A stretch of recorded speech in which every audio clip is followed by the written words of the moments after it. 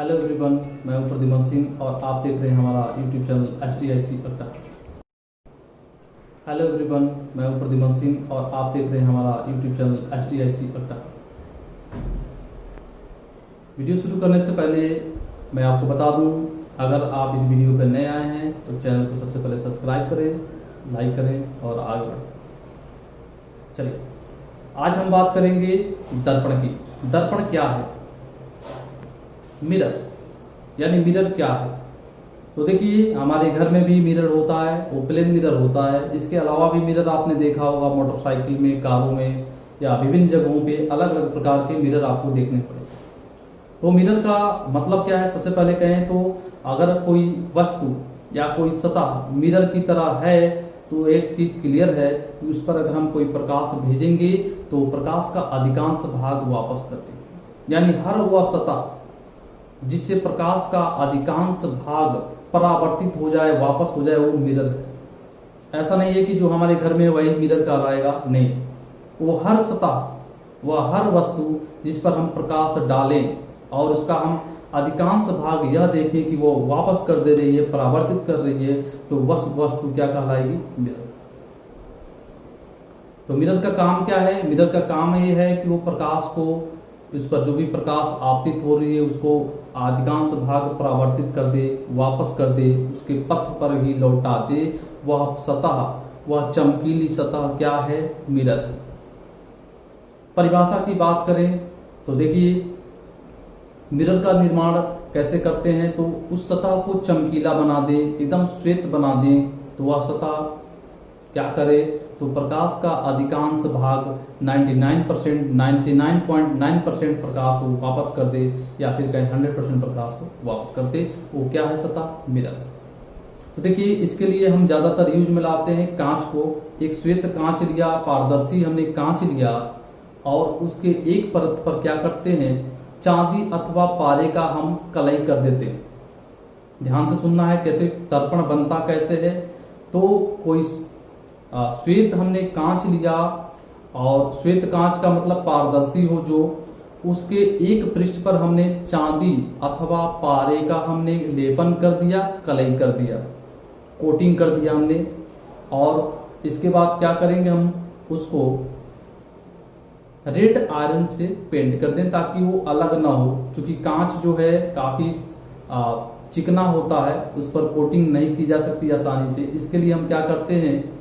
चांदी अथवा पारे का कोटिंग करने के बाद उस पर रेड आयरन का पेंट कर देते हैं ताकि उससे चिपका रहे। ऐसा करने से आपने जिस तरफ किया है, मान लेते हैं इधर किया है आपने, तो इधर वाला पार्ट आपका श्वेत हो जाएगा, चमकीला हो जाएगा, या दूसरी भाषा में कहें प्रकाश का परावर्तक हो जाएगा। और ऐसा अगर दूसरा पृष्ठ हो जाता है तो यह जो टुकड़ा आपने लिया है श्वेत कांच का, अब ये कांच नहीं, दर्पण कहलाएगा। फिर से सुनेंगे, रिपीट कर रहा हूं इस बात को। हमने कांच का कोई श्वेत पारदर्शी टुकड़ा लिया जिसके एक पृष्ठ पर चांदी अथवा पारे का हमने कलई कर दिया। तत्पश्चात एक कलई छोड़े नहीं, इससे अलग ना हो, हमने रेड आयरन का पेंट कर दिया, जिससे दूसरा इसका भाग क्या हो गया? प्रकाश का परावर्तक हो गया, चमकीला हो गया।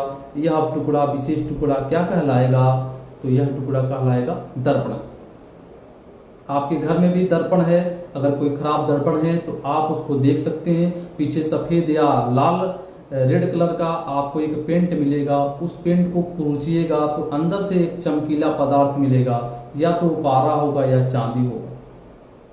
तो आप घर पे भी प्रयोग कर सकते हैं, देख सकते हैं इसको। तो परिभाषा क्या बनेगा? कांच का वह विशेष टुकड़ा, कांच का वह विशेष टुकड़ा जिसके एक पृष्ठ पर चांदी अथवा पारे की कलई करके हम रेड आयरन का पेंट लगा देते हैं, जिससे दूसरा पृष्ठ चमकीला और प्रकाश का परावर्तक हो जाता है। यह पृष्ठ क्या कहलाएगा? यह टुकड़ा क्या कहलाएगा? दर्पण कहलाता है। अब दर्पण को दो पार्ट में डिवाइड किया गया है। दो पार्ट में डिवाइड करके हम इसको पढ़ेंगे। पहला है गोलीय दर्पण और दूसरा है समतल दर्पण। हम अपने घरों में जो यूज करते हैं ज्यादातर, अब ऐसा नहीं है, गोलीय दर्पण का मतलब ये नहीं हो गया कि वो गोल हो, जी नहीं। हम समझाएंगे आपको गोलीय दर्पण क्या है, समतल दर्पण क्या है। आपके घर ऐसे रेक्टेंगल या स्क्वायर तरह का या फिर गोल तरह का दर्पण होगा, वो सारे समतल दर्पण हैं, प्लेन मिरर हैं। तो चलिए हमने दर्पण को बांट दिया, पहला गोलीय दर्पण और दूसरा समतल दर्पण। गोलीय दर्पण क्या है इसको समझना है सबसे पहले। तो देखिए फुटबॉल आपने देखा होगा, फुटबॉल है जिसमें हवा भरा होता है बीच में और एक परत होती है चमड़े की या रबड़ की, बीच में क्या होता है, हवा होता है। उसी तरह का हम एक कांच का फुटबॉल ले लें, मतलब एक कांच का खोखला गोला ले लें जिसमें बीच में हवा हो और परत हो कांच का चारों ओर से। फुटबॉल जैसा होता है, बीच में हवा भरा होता है। तो हमने क्या ले लिया, कांच का एक खोखला गोला ले लिया और कहीं से उसको कट कर दिया। कट करेंगे तो या इस तरह का शेप मिलेगा हमें, ठीक है। एक हमने कांच का खोखला गोला लिया, उसको कहीं से कट कर दिया तो हमें एक पार्ट मिलेगा, चांद के, अर्ध चांद के आकार का हमें एक पार्ट मिलेगा। अब करना क्या है आपको, इसके किसी एक पृष्ठ पर आपने चांदी अथवा पारे से कलई करके रेड आयरन का पेंट कर देना है, जिससे दूसरा पार्ट क्या हो जाएगा, तो प्रकाश का परावर्तक हो जाएगा, चमकीला हो जाएगा। आप उस पर प्रतिबिंब अपना देख सकते हो।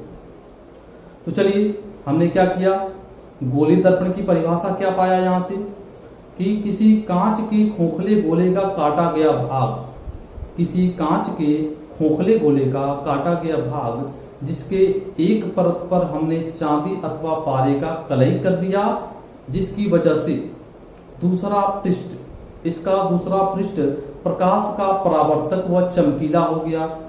ये क्या कहलाएगा, गोलीय दर्पण कहलाएगा। आई रिपीट, हमने कांच का खोखला गोला, कांच का काटा गया खोखला, किसी खोखले कांच का काटा गया वह भाग जिसके एक पृष्ठ पर हमने चांदी अथवा पारे का कलई करके रेड आयरन का पेंट कर दिया, जिससे इसका दूसरा पृष्ठ प्रकाश का परावर्तक व चमकीला हो गया।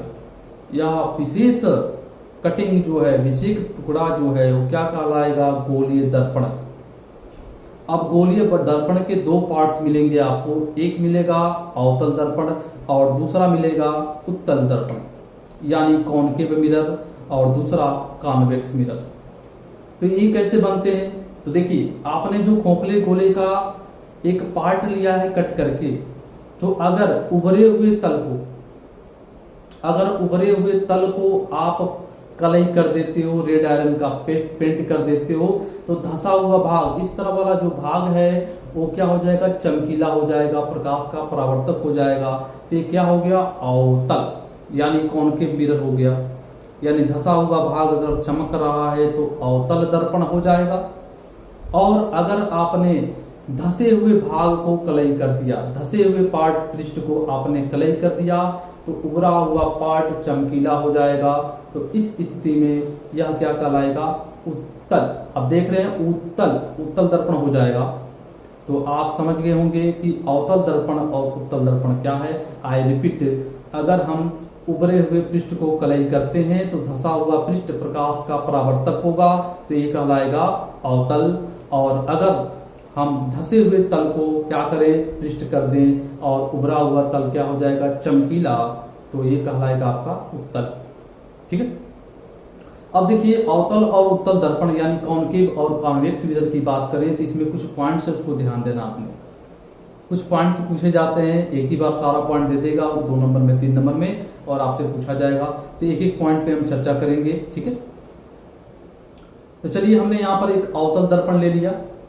इसके जो मिड पॉइंट है ये कहलाता है आपका ध्रुव, पोल। ठीक है। इसे P से प्रेजेंट करते हैं।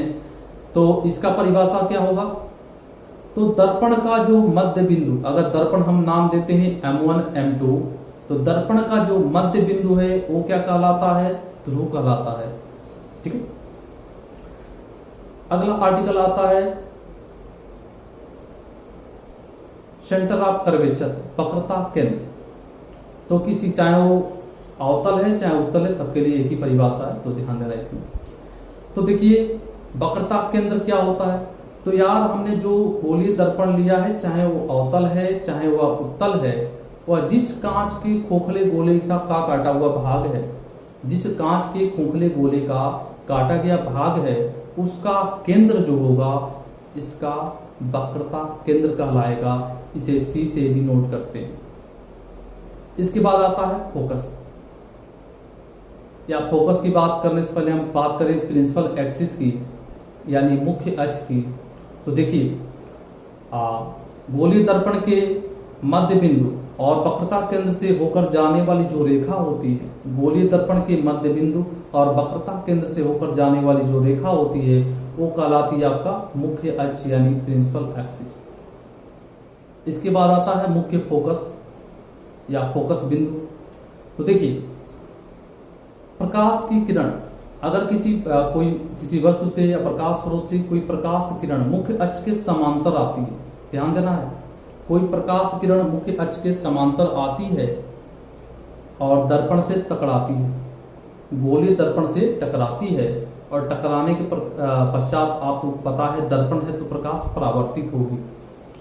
तो टकराने के बाद वो जिस बिंदु से होकर जाती है या फिर कहें मुख्य अक्ष पर जहां पर कट करती है वो बिंदु कहलाती है दर्पण का फोकस। फिर अगला पॉइंट आता है दर्पण का द्वारक। तो दर्पण का द्वारक क्या है? तो गोलीय दर्पण के अंत बिंदु यानी जहां पर दर्पण का अंत हो रहा है वहां पर अंत बिंदुओं को मिलाने वाली वह रेखा जो मुख्य अक्ष पर 90 अंश के कोण पर झुकी होती है वो गोलीय दर्पण का क्या कहलाती है? तो द्वारक कहलाती है। आई रिपीट, गोलीय दर्पण के अंत बिंदुओं को मिलाने वाली वह रेखा जो मुख्य अक्ष पर 90 अंश के कोण के साथ झुकी होती है वो कहलाती है गोलीय दर्पण का द्वारक। तो आशा करता हूं आप सारे पॉइंट्स को समझ गए होंगे।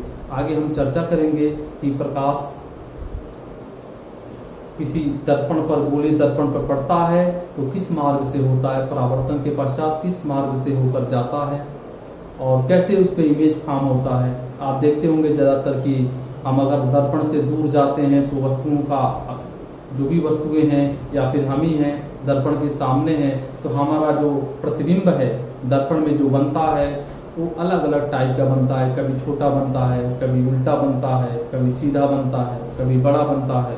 तो ये कैसे संभव होता है गोलीय दर्पण में या फिर समतल दर्पण में या अवतल दर्पण में या उत्तल दर्पण में किस तरह से प्रतिबिंब बनता है, यानी फॉर्मेशन ऑफ इमेज कैसे होता है, ये हम अगले वीडियो में पढ़ेंगे। तब तक के लिए धन्यवाद। अगर आपको ये वीडियो अच्छा लगा हो तो लाइक करिए, शेयर करिए। धन्यवाद।